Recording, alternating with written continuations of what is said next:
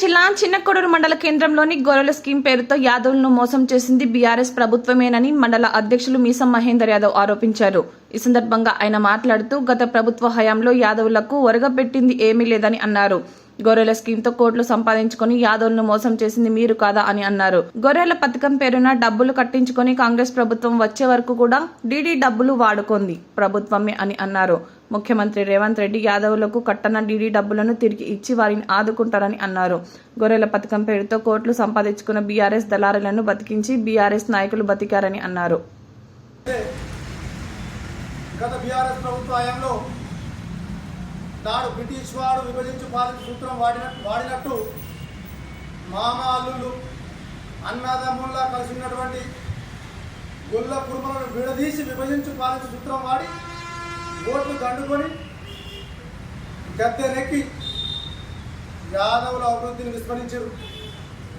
అంతేకాకుండా సిద్దిపేటలో కొంతమంది మా యాదవ పెద్దలు గతంలో 20-25 ఏళ్ల కింద యాదవ పంచాయతీలు నిర్మించారు. దానికి హరీష్ రావు చేసింది ఏం లేదు. నిన్న మొన్న గత ప్రభుత్వాయంలో 4-5 ఏళ్ల కిందట రెడ్డిలకు ఫంక్షన్ హాల్ కట్టించిండు, ఏసీ ఫంక్షన్ హాల్, ముదిరాయలకు ఏసీ ఫంక్షన్ హాల్, కుమ్మటి వాళ్ళకి ఏసీ ఫంక్షన్ హాల్. కానీ మా యాదవులకు మాత్రం హరీష్ రావుకు కుమ్రవెల్లి దగ్గర ఏదైతే ఆవుల చెట్లు ఉన్నాయో అంతకంటే అధ్వానంగా యాదవుల ఫంక్షన్ హాల్ ఉంది హరీష్ రావు. అది మర్చిపోయి ఏదో మీరు యాదవులకు ఉరగబట్టినట్టు గొప్పలు చెప్పుకోవడం సిగ్గుచేటు. ఇక్కడైనా హరీష్ రావు యాదవుల గురించి మాట్లాడుకుంటూ ఇంకో మాట అన్నాడు. గతంలో డీడీలు కట్టే మోసపోయారు యాదవులు అని చెప్తుడు.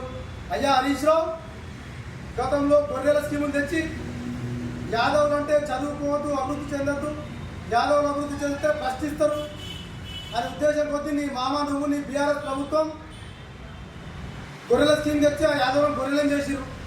యాదవ బిడ్డలు గొర్రెలే కాసుకోలే బతకాలే తప్ప వీళ్ళు విద్యావంతులు కావద్దనే ఉద్దేశం గొర్రెల స్కీమ్ తెచ్చి దానితో కూడా గొర్రెల రీసైక్లింగ్ పేరుతో నీ బీఆర్ఎస్ సంచరులు, మీ దళారులు మీ జేబులు నిండినే తప్ప ఏ యాదవ సోదరుడు కూడా అభివృద్ధి చెందలేదు నీ గొర్రెల స్కీమ్తో.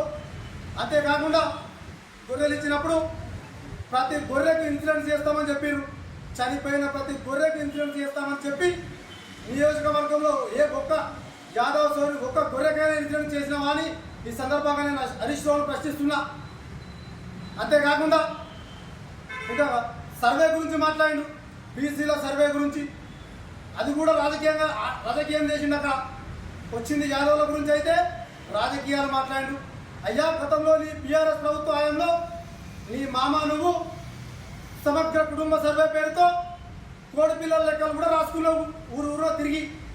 మరి ఆ సర్వే వివరాలు ఏం చేసిందో ప్రజలకు చెప్పాలా మీరు?